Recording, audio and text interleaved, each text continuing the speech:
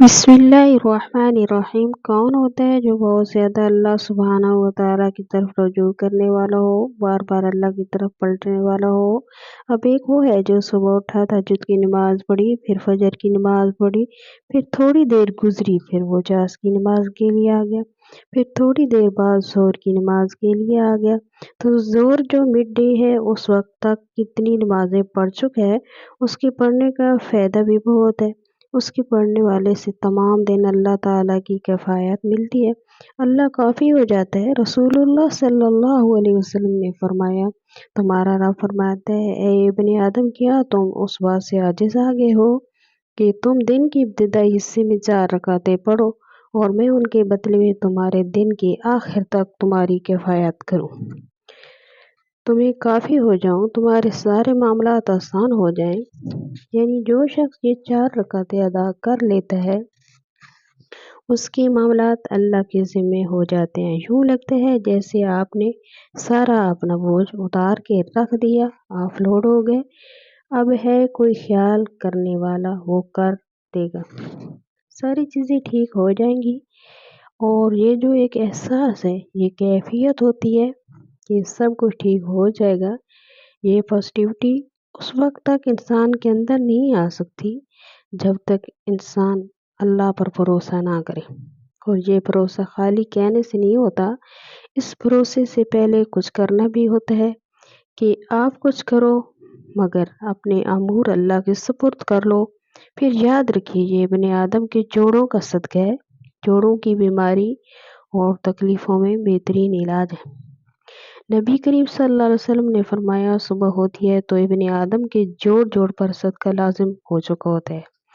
जो नाचा हो जिससे मिले उसको सलाम कहे तो सदका है, उसका नेकी का हुक्म देना सदका है, उसको बुराई से रोकना सदका है, उसके रास्ते से अज़ियत वाली चीज़ दूर करना सदका है। और इन सब से जास की 2 रकातें किफ़ायत करती हैं, यानी उन पर सब पे पूरी होती हैं। यानी अगर उनमें से कोई और नेकी का काम नहीं हो सकता तो जास की 2 रकातें जो हैं ये सब सदके को पूरा कर देंगी, जोड़ जोड़ कर सदका अदा हो जाएगा। बाज़ औक़ात एक इंसान सिर्फ अकेला घर में है, कोई है ही नहीं उसके पास, वो किसको सलाम करे, किसको नेकी का हुक्म दे, किसको बुराई से रोके, कौन सी रास्ते से चीज़ दूर करे। अब क्या करे, किसी को भी अल्लाह ने महरूम नहीं किया 2 रकातें चाश की नमाज तुम अपने बदन का रोज़ाना सदका करो। तुम्हारे यहाँ अमूमन क्या रवाज है, सदके का बकरा जान का सदका किया है, बकरा तो यहाँ जान का सदका किया जान है, ज़रा लगाओ 2 रकात पढ़ कर देखो। नबी करीम सल्लल्लाहु अलैहि वसल्लम की सुन्नत है, हर सदका बला को टालता है। और इसकी ये देखिए कि आपके करीब किसको किस चीज़ की ज़रूरत है, तो उसमें आप देखें कि अगर आपने जान का सदका देना है तो 2 रकात नफल चाश पढ़ना शुरू कर दें। अगर आपके पास घर में वक्त नहीं है, काम कर जा रहे हैं, 5 मिनट निकालें और वहाँ पढ़ लीजिए। जब स्कूल में जा रहे होते हैं तो तैयार हो जाइए, वुज़ू भी कर लीजिए और तैयार होकर साफ सुथरे कपड़े पहनकर साथ ही इंसान 2 नफल पढ़ लेते हैं, बहुत सुकून आता है। वक्त जो है वो सूर्य निकलने के 15 मिनट बाद है, यानी 9 और 10 के दरमियान पढ़ सकते हैं। सूरज के ज़वाल से 15 मिनट पहले तक आपको खुला टाइम है, जब भी आप चाहें पढ़ें। और नबी करीम सल्लल्लाहु अलैहि वसल्लम ने इसकी ताकीद की है। अबू हुरैरा रज़ी अल्लाह ताला कहते हैं कि मुझे मेरे खलील नबी करीम सल्लल्लाहु अलैहि वसल्लम ने 3 चीज़ें वसीयत की हैं कि मैं मौत से पहले इनको हरगिज़ ना छोड़ूँ। हर महीने में 3 रोज़े, चाश की नमाज और सोने से पहले वितर की अदायगी।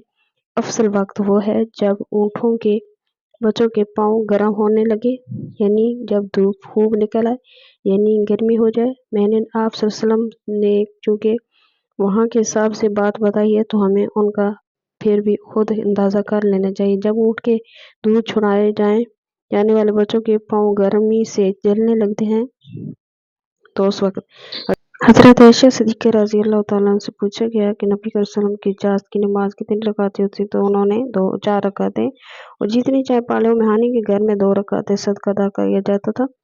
तो 2 रकातों से जान का सदका अदा हो जाता है और 4 रकातों से दिन की किफ़ायत होती है। और कम आपके पास टाइम कम है तो 2 रकातें आप अदा करके अपनी जान का सदका अदा कर सकते हैं।